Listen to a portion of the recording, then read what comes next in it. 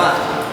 No estoy diciendo que sea un vago, ¿verdad? Pero que valores el sueño más de lo que quizás lo valoras. Cuando yo estaba entrenando duro, yo estaba durmiendo 9 horas la noche. Ahora, de nuevo 6. Una buena noche 7. Pero normalmente, cuando estaba entrenando muy duro, 9 horas. ¿Ok? Sueño, descanso. La otra cosa es movilidad. ¿Vale?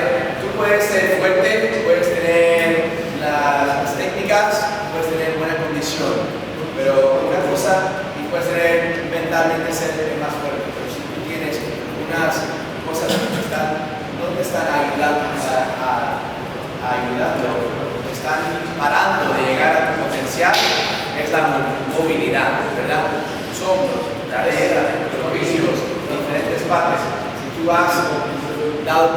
te has dado cuenta que esos son, que tú tienes un poquito de dificultad llegando a unas posiciones, el front squat, el overhead squat, en lo que sea, tienes que entrenar eso.